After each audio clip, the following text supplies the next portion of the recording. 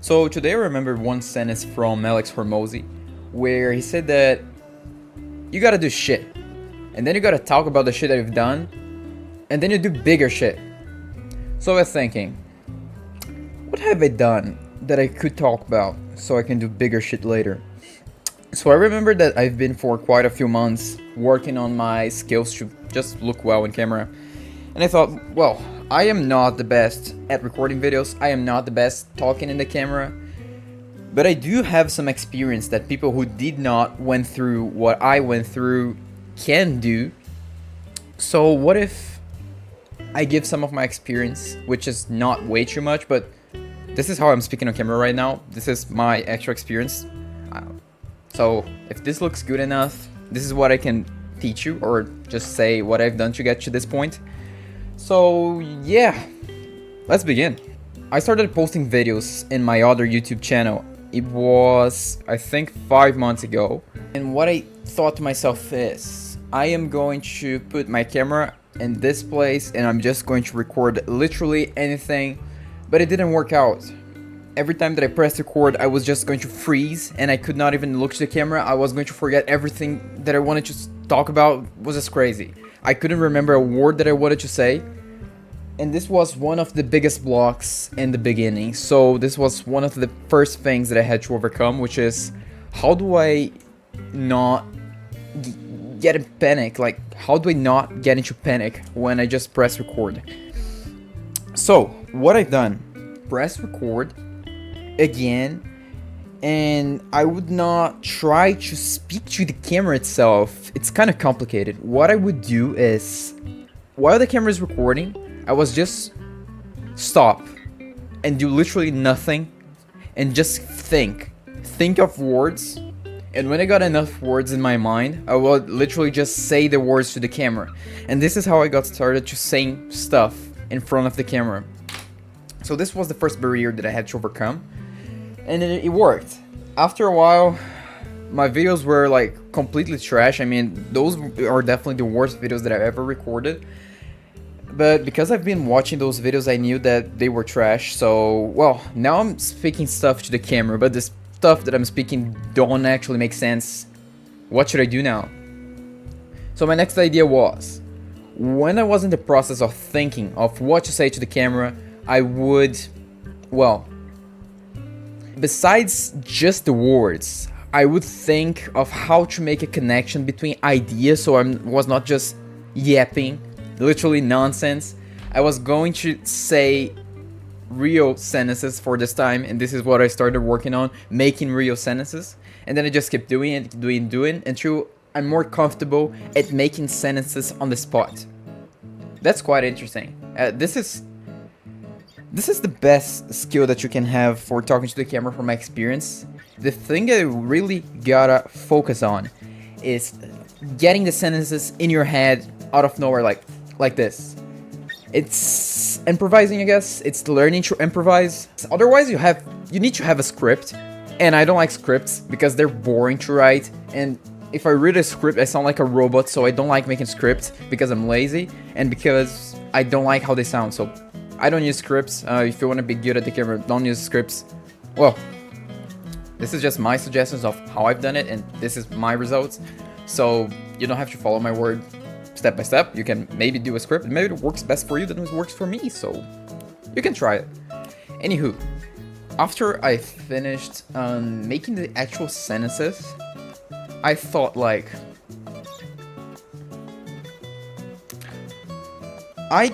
my voice was completely trash. Even though I was now making sentences, the way that it was sounding was awful. Like, I hated hearing my own voice when I was recording the videos. Nowadays, when I watch my videos, I do not hate my voice. It's actually okay. I just watch the video and, oh, okay. But I would literally want to kill myself every time that I was going to listen to my own voice in the recordings. And I started working on that, but this was quite hard because in order to speak better, you have to hear your voice to understand what you're doing wrong. And then you just fix the little problem that you're having. So this is one of the steps. Listen to your voice and try to understand why is that so bad. I mean, you're going to listen to it and you're not going to understand why does my voice sounds bad. So I'm going to say right here things that you gotta look in your voice when you're trying to sound better. Your voice is actually a package. It's a package of lots of little settings, tweaks, and things that together are making the voice that you're using to speak. Things that I acknowledge nowadays. You have your pitch. Usually, when I was going to make the videos, I had a much higher pitch in my voice, and that was terrible. My voice was just annoying because of how high my pitch was. You can learn how to use different pitches, and it's not only making a deeper voice or just a lower pitch. It's about, you gotta know how to wave your pitch. You can speak higher or you're going lower, it doesn't matter, you just gotta do the variation of your voice like this, and this variation makes the video more interesting. Although, if you're going to bias towards one single pitch, go to the lower pitch. The lower pitch, even though it might sound robotic, it's not annoying, so try to go for the lower pitch if you're just getting started. Something else. There is the rhythm in how you speak. The way that you speak, there is a rhythm to it. And if you just follow no rhythm, you end up in the robotic thing. One thing that I have lots of Japanese friends, by the way, and I just learned a little bit of Japanese by talking to them. They taught me a little bit, and that's how I kind of acquired some Japanese. And one thing that I realized is Japanese has tonal voice type of thing. It's not a tonal language, but it has things like, you can say words that start in a lower tone and end in a higher tone. And this is where I realized how tone actually works, because in Japanese, when they showed me how the tone works, they made no tone at all. And if I speak with no tone and try to replicate, it would sound like this. For some reason, my camera stopped working and I do not want to deal with that. By the way, this is how you sound when you speak with no intonation in your voice. You literally sound like a fucking robot. So in the default way that you speak, you're actually making a tone. You're actually going up and down, but you're going into a very small, it's like a very narrow frame where you're going up and down. And if you want to make it more interesting, you do not want to follow a up, down, because this is going to sound annoying. Just like the people from the airplane, when they're just given instructions of how to fasten your seatbelt, that is weird. That's uncanny. It's not a good way to speak. What you want to do is like up, down, up, down, down, up, down, and then you flatten. So it's about the variation. It's just like a song. If a song was just going to play the exact same notes for the entirety of it, you're just going to get sick of the song and never hear it again. This is the same thing with your voice. You need to know how to do this. Just learn how to do the wave thing, but don't go consistent. It's not supposed to be consistent. You have to break it and do it again, break it again. That's it. Other aspects of your voice. One that I am learning quite recent, it's called staccato and legato. I don't remember which one is which, but I understand the concept. Whereas if you're blending words together in the way that you speak, or if you give some space in between the words, just like I've done now. If you see the way that I'm speaking now, I am breaking down and separating words, word by word. I'm basically just chopping. So every word has its beginning and has its end. But I can also speak like this, where I'm just blending the words. One word becomes the end of the other, and it's just more fluid. There are reasons to use them. There are different ways that you want to use your voice when you're doing this. I'm not the specialist in staccato and legato. I'm still experimenting with that, so I cannot exactly tell when you should use each. I know that when you're explaining something, it's better for you to do the pause sentences, because it makes you go slower and people process better the words that you're speaking. So yeah, if you're teaching something, chop down. If you're just talking to the camera, do the flowy thing. Just go with the flow. And yeah, that's a tip for staccato and legato. Oh, another thing that I've been learning, not recently, but kind of recently, is the inflection of your voice when you finish speaking. So, you can finish your words in a higher tone or in a lower tone. If you're finishing a higher tone, your voice is going to sound like this. And this sounds like you're not very confident in what you're saying, and it's just weird. You just look like a nerd. It does sound like a nerd speaking to the camera. And if you do the lower inflection, you're going to sound like this. You sound much more respectful finishing in a lower inflection. So always finish in a lower inflection because this gives you more credibility in what you're saying. Don't go for the higher tone. If you go to the higher tone, you do like this, and this is very interesting because this is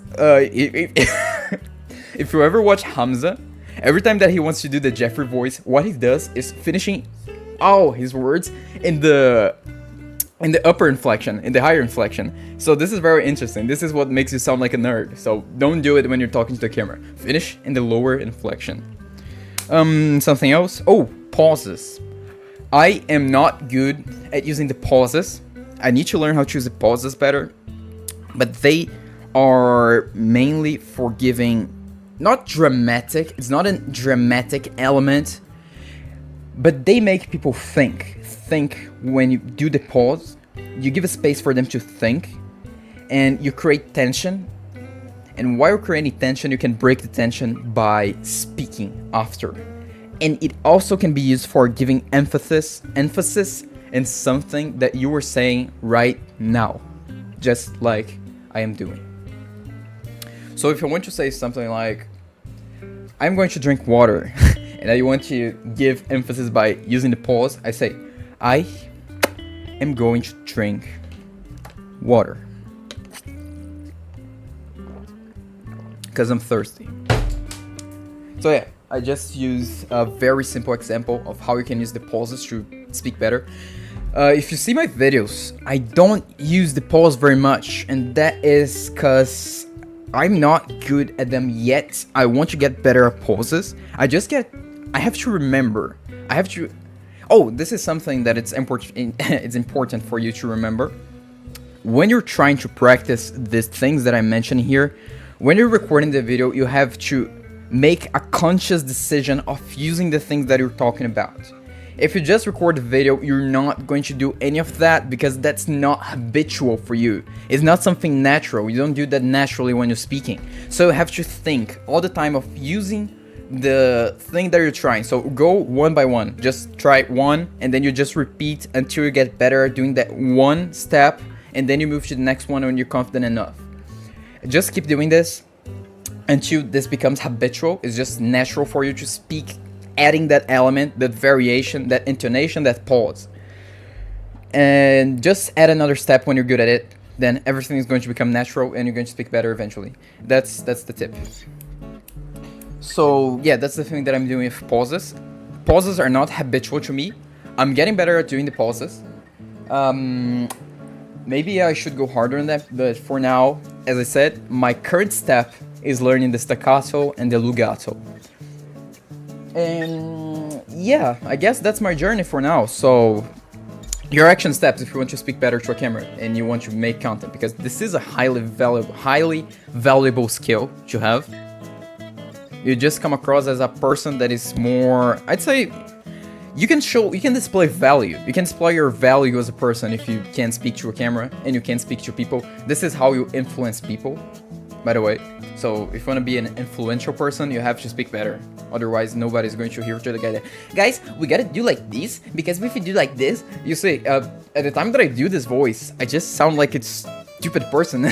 Like if someone that doesn't, if I started this video like this and you never watched any video that I've done before and you just hear me speaking like that, you're going to hate me. You're going to think that I'm an idiot just by the first 2 words that I say. So yeah, be mindful of how you sound. This is really important. So yeah, action steps.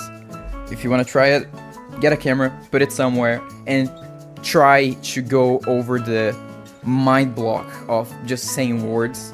You don't have to say anything that makes sense. You just gotta get used to start saying words, because when I was going to record, I felt like I literally could not speak. That was so uncomfortable. I could not speak any words to the camera. I could not speak alone. I could not do any of that stuff. So this is, yeah, you gotta go over that. And then you gotta get used to think before you say. And when you do that, you're going to speak better. When you start to speak the words that you're thinking, you have to improve the way that you say the words, your articulation of those words. You have to learn how to think fast and how to say what you're thinking.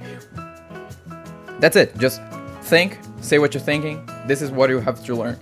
Oh yeah, I forgot to mention a very important step over here, which is do not filter yourself when you're speaking. Just let your mind say literally anything, because you're going to get used to speak without blocking, without holding yourself back. So this is very important. Do not filter yourself. Say literally anything.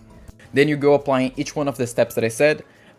Improve a little bit, 1% every day, 1% every day, record one video every day, and after, I'd say after your third, maybe your first month, you are going to sound decent, to the point that if you've done it right, you might not hate your voice. You're going to completely hate your voice and say, I cannot do this, I just sound trash, nobody is going ever want to hear my voice, because you don't want to hear your voice. But yeah, just stick to it, you can make it. You just have to break through the I hate my voice phase, and you're gonna make it. So go on, record your videos, you're going to get better at this.